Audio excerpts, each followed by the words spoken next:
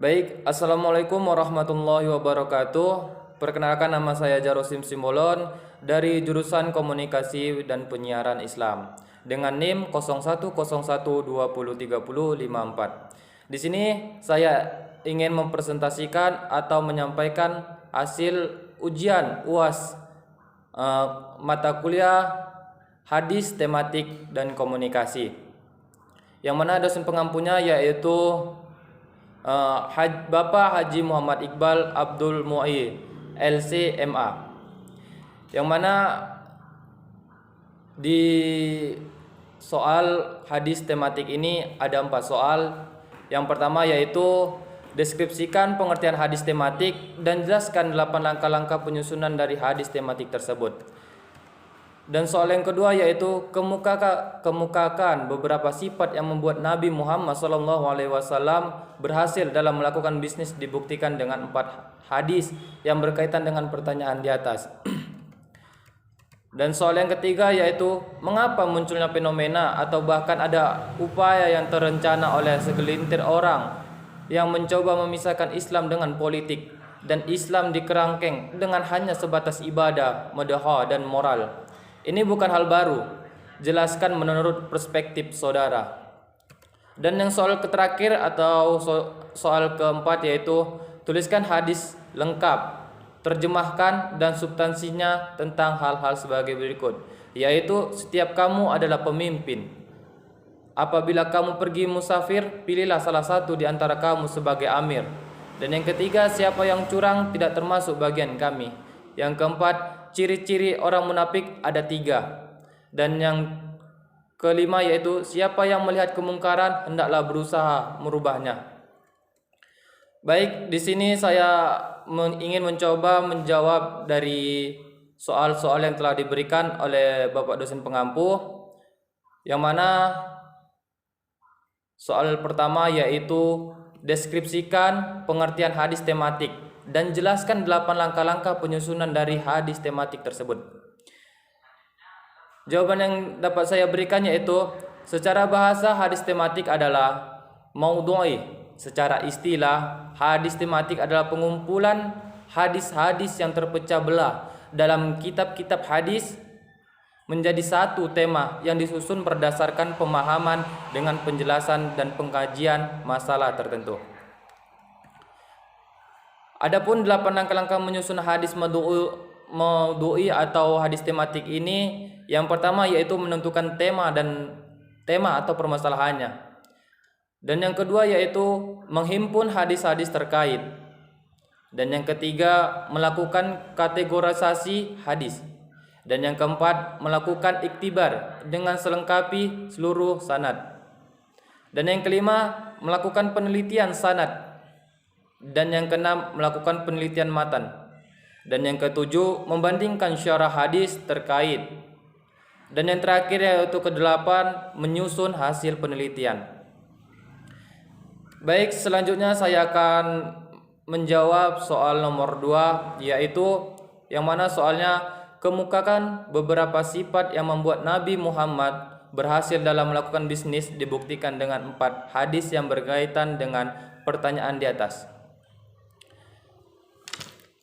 Adapun beberapa sifat yang membuat Nabi Muhammad berhasil dalam melakukan bisnis, yaitu yang pertama, Nabi Muhammad itu tidak menipu pembeli, atau Nabi Muhammad ini berjualan dengan jujur apa adanya. Apabila dia berjualan, contohnya apabila dia berjualan pakaian, ada yang koyak, dia beritahukan ini ada minusnya, yaitu koyak di bagian sini. Begitu. Dan yang kedua, adanya kesepakatan antara keduanya. Tidak boleh memaksa antara keduanya. Ya, maksud dari sini yaitu Nabi Muhammad ini apabila seorang pembeli ingin membelinya, tidak ada paksaan dari beliau. Dan yang ketiga yaitu Nabi Muhammad ini tidak menjual barang-barang yang haram. Dia selalu menjual barang yang tidak haram. Dan yang keempat, Nabi Muhammad ini berjualan atau berbisnis dengan sopan dan santun kepada pembeli. Ya, apabila ada seorang penjual dengan sopan dan santun kepada pembeli, maka di situ pembeli akan mau membelinya dengan lapang dada. Dan selanjutnya yaitu dengan murah senyum dan sangat beradab. Adapun 4 hadis pendukung dari soal di atas yaitu Bismillahirrahmanirrahim, al-bayyi'ani bil khibar ma lam yatafarraqah fa in sadaqah wa bayyana burikah lahumah fi bai'ihima wa in kazabah wa katamah muhiqat barakah bai'ihima. Yang mana artinya yaitu dua orang yang bertransaksi itu punya hak khiyar atau memilih selama belum berpisah. Apabila keduanya jujur dan menerangkan apa adanya, keduanya akan diberi berkah dalam jual belinya. Namun apabila mereka berdusta dan menyembunyikan atau cacat, akan dihilangkan keberkahan jual beli atas keduanya. Dan hadis yang kedua pendukungnya yaitu innamal bahu antaroh, yaitu artinya hanyalah jual beli itu sah apabila saling ridho di antara kalian. Hadis riwayat Ibnu Majah, Ibnu Hibban dan Al-Baihaqi. Dan hadis ketiga pendukung yaitu innallaha haram bai'al maitah wal ghamri wal asnam, yaitu sesungguhnya Allah mengharamkan jual beli bangkai, khamar atau minuman keras dan berhala. Hadis riwayat muttafaqun alaihi. Dan hadis pendukung yang terakhir yaitu yang keempat, man qasanah qalaisa minna wal makruh wal khida'u fi finnar, yaitu barang siapa berbuat curang kepada kami, dia bukan dari golongan kami, dan maka serta penipuan itu bagi dirinya. Hadis riwayat At-Tabrani. Dan selanjutnya saya akan membacakan hasil jawaban soal nomor 3, yang mana soalnya yaitu mengapa muncul fenomena atau bahkan ada upaya yang terencana oleh segelintir orang yang mencoba memisahkan Islam dengan politik, dan Islam dikerangkeng dengan hanya sebatas ibadah, doa dan moral. Ini bukan hal baru. Jelaskan menurut perspektif saudara. Baik, jawaban yang dapat saya berikan yaitu Islam merupakan agama yang sempurna dan mengatur semua lini kehidupan masyarakat, termasuk politik. Hal ini dibuktikan ketika Rasulullah SAW menjadi kepala negara di Madinah dengan menaklukkan Romawi dan Persia. Hadis yang berbunyi jika kita melihat sebuah kemungkaran, maka rubahlah dengan tangan bisa ditafsirkan. Merubah dengan tanda tangan. Tanda tangan kita akan berlaku jika kita mempunyai jabatan dan kekuasaan politik, sehingga kita bisa menyetujui dan membuat peraturan secara undang-undang dengan kekuasaan yang kita miliki. Baik, selanjutnya saya akan memberikan jawaban dari soal nomor 4, yang mana soalnya yaitu tuliskan hadis lengkap, terjemahan dan substansinya tentang hal-hal sebagai berikut, yaitu A. Setiap kamu adalah pemimpin. Yang B. Apabila kamu pergi musafir, pilihlah salah satu di antara kamu sebagai amir. Dan yang C. Siapa yang curang tidak termasuk bagian kami. Dan yang D. Ciri-ciri orang munafik ada 3. Yang E. Siapa yang melihat kemungkaran hendaklah berusaha merubahnya. Baik, yaitu yang pertama hadisnya an Abdillah qala nabiyyu sallallahu alaihi wasallam kullum ra'i wa kullum mas'ul fa imamu ra'i wa huwa mas'ul warrajulu ra'i ala ahlihi wa huwa mas'ul wal mar'atu ra'iyah ala baiti zawziha wa hiya mas'ulah wal abdu ala mali sayyidihi wa huwa mas'ul ala fa kullukum ra'i wa kullukum mas'ul. Yang mana maksud dari arti dari hadis itu yaitu setiap kalian adalah pemimpin dan setiap kalian akan dimintai pertanggungjawabannya. Seorang imam adalah pemimpin dan akan dimintai pertanggungjawabannya. Seorang laki-laki adalah pemimpin atas keluarganya dan ia akan dimintai pertanggungjawabannya. Seorang wanita adalah pemimpin atas rumah suaminya dan ia pun akan dimintai pertanggungjawabannya. Seorang budak juga pemimpin atas harta tuannya dan ia juga akan dimintai pertanggungjawabannya. Sungguh setiap kalian adalah pemimpin dan setiap kalian akan dimintai pertanggungjawabannya. Baik, apa sih makna dari hadis tersebut? Yaitu makna dari hadis di atas adalah memberikan manusia pelajaran tentang tanggung jawab, tentang diri sendiri dan tanggung jawab tentang orang yang kita pimpin. Karena kita akan mendapatkan ganjarannya sesuai apa yang kita lakukan.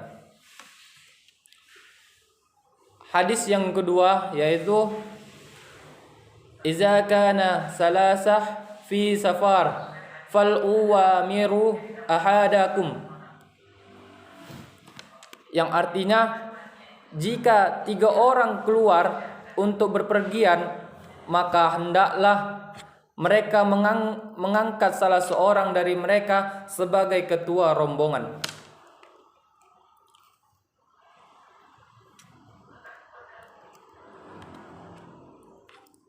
Apa sih makna dari hadis tersebut? Makna dari hadis tersebut yaitu termasuk ketika kita melakukan safar, maka angkatlah seseorang menjadi pemimpin agar kita lebih terjadi secara jasmania ataupun rohania. Hal yang harus diperhatikan dalam memilih pemimpin yaitu hendaklah dia yang bisa menata emosinya atau menahan emosi dan mengontrol emosinya, dan bijak memilih jiwa kepemimonian yang melekat kuat dalam dirinya. Baik, hadis yang ketiga atau yang ke-C yaitu man ghassana falaysa minna, yang artinya siapa yang curang bukan golongan kami. Apa maksud dari hadis tersebut? Yaitu mengajarkan manusia untuk tidak berbuat curang, karena itu sama saja dengan menzolimi orang lain. Hal itu sangat dilarang dengan ancaman bukan golongan Nabi Muhammad SAW. Maka hadis tersebut menjadi pelajaran untuk kita untuk tidak menzolimi orang lain dengan cara menipunya. Hadis selanjutnya yaitu 3 tanda orang munafik, yaitu hadisnya ayahul munafik salasu iza hadasa kazabi wa iza wa'ada ahlafa wa iza atumina khana, yang artinya Rasulullah SAW bersabda, tanda orang munafik ada 3, yaitu apabila berkata ia berbohong, apabila berjanji ia mengingkari, dan bila dipercaya ia berkhianat. Apa sih maksud dari hadis tersebut? Maksud hadis di atas yaitu memberikan pesan kepada kita bahwasanya ciri orang munafik ada 3 sesuai yang tertera dalam hadis.